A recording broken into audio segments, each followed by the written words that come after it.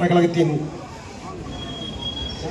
தோழர்களே, புரட்சி தலைவர் உருவாக்கிய புரட்சி தலைவி அம்மா அவர்கள் கட்டி காத்த இந்த மாபெரும் இயக்கத்திற்கு இன்றைக்கு வழிகாட்டியாக இருந்து கொண்டிருக்கக்கூடிய அண்ணன் எடப்பாடியார் அவர்களின் ஆணைக்கிணங்க தென் சென்னை தெற்கு கிழக்கு மாவட்ட கழக செயலாளர் அவர்கள் தலைமையில் நடைபெற்றுக் கொண்டிருக்கின்ற இந்த மின்சார கட்டண உயர்வை கண்டித்து இங்கே மாபெரும் ஆர்ப்பாட்டம் நடந்து கொண்டிருக்கிறது. இன்றைக்கு மின்சார கட்டணம் மட்டுமல்ல, இன்றைக்கு இந்த விடிய அரசனுடைய அராஜக போக்கு மிகப்பெரிய சிக்கலை தமிழகத்திலே ஏற்படுத்தி கொண்டிருக்கிறது. கரண்ட் கட்டணம் மட்டுமல்ல, கஞ்சா, கள்ளச்சாராயம், கற்பழிப்பு, கொலை, கொள்ளை தொடர்ந்து இந்த 3.5 ஆண்டுகளிலே 1000க்கும் மேற்பட்ட மக்கள் பாதிக்கப்பட்டிருக்கிறார்கள். குறிப்பாக இந்த 200 நாட்களில் 595 பேர் படுகொலை செய்யப்பட்டிருக்கிறார்கள். இந்த 7 மாதங்களில் மட்டுமே 595 பேர். இந்த மாதிரி உலகத்தில் எங்காவது ஒரு இடத்துல நடந்திருக்குமா? இந்தியாவில் எங்கேயாவது நடந்திருக்குமா? உலகத்தில் நடந்திருக்குமா? ஒவ்வொரு மாதமும் 60 பேர், 70 பேர், 80 பேர், 130 பேர் இப்படி தொடர்ந்து படுகொலை செய்யப்பட்டிருக்கிறார்கள். இந்த விடியா அரசு என்றைக்கு ஆட்சிக்கு வந்ததோ அன்றையிலிருந்து இந்த தொல்லை தொடர்ந்து கொண்டிருக்கிறது. இன்றைக்கு மின்சார கட்டணம் நம்முடைய ஒட்டுமொத்த தமிழக மக்களை மிகப்பெரிய அளவிலே பாதித்திருக்கிறது. இந்த மின்சார கட்டணம் உயர்வினால் எல்லா விதமான விலையேற்றமும் ஏறும். கொஞ்சம் நஞ்சம் இல்லை, எல்லா விதமான விலையேற்றமும் ஏறும். இந்த விலையேற்றத்தை கண்டித்து தான் இன்றைக்கு நம்முடைய கழகத்துடைய பொதுச் செயலாளர் அண்ணன் எடப்பாடியார் அவர்கள் தமிழகம் தழுவிய அளவிலே இந்த மாபெரும் கண்டன ஆர்ப்பாட்டத்தை தமிழகம் முழுவதும் நடத்தி கொண்டிருக்கிறோம். இந்த அரசு மிக விரைவாக வீட்டுக்கு அனுப்பப்பட வேண்டிய அரசு. இன்றைக்கு ஆம்ஸ்ட்ராங் கொலை வழக்கு இன்றைக்கு மிகப்பெரிய அளவிலே நடந்திருக்கிறது. இன்றைக்கு தமிழகம் முழுவதும் பல்வேறு இடங்களில் ஒன்றல்ல, இரண்டல்ல, 595 கொலைகள் இந்த ரெண்டு மாசத்துல மட்டும்.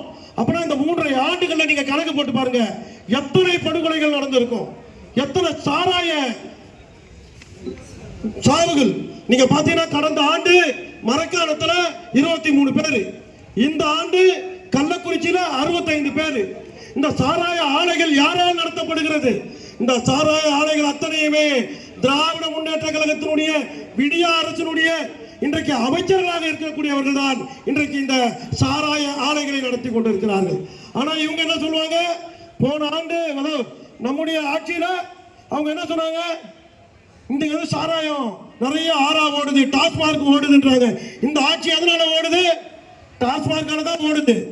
கிட்டத்தட்ட இந்த இது மட்டும் அவங்க டாஸ்மார்க் இல்லைன்னா அவங்க அரசியலே நடத்த முடியாது. இன்றைக்கு இந்த அரசு எதை நம்பி போகிறது என்று சொன்னால் கடனை நம்பி மட்டுமே போகிறது.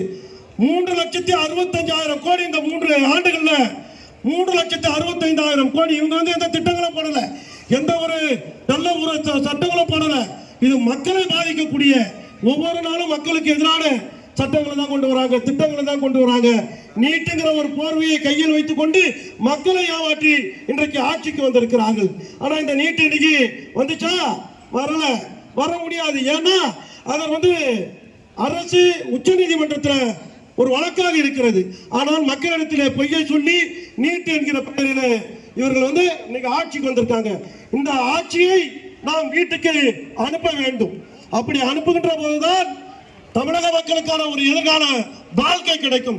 2026 வருகின்ற சட்டமன்ற தேர்தலில் அண்ணன் எடப்பாடியார் அவர்கள் தலைமையிலே நாம் மிகப்பெரிய அளவிலே தனி பெரும்பான்மையோடு ஆட்சி அமைக்கின்ற காலம் வந்து கொண்டிருக்கிறது. அதற்காகத்தான் இந்த மக்களுக்கு இருக்கக்கூடிய பிரச்சனைகள் எல்லாம் எடுத்து சொல்வதற்காக தமிழகம் முழுவதும் இன்றைக்கு நாம் ஆர்ப்பாட்டத்தை நடத்தி கொண்டிருக்கிறோம். வெறும் கரண்ட் பிரச்சனை மட்டும் இல்ல, பல்வேறு விதமான சிக்கல்கள் இன்றைக்கு தொடர்ந்துகிட்டு இருக்குது. இந்த சிக்கல்களிலிருந்து மக்களை காப்பாற்றுவதற்கு நாம் தொடர்ந்து போராட வேண்டும்.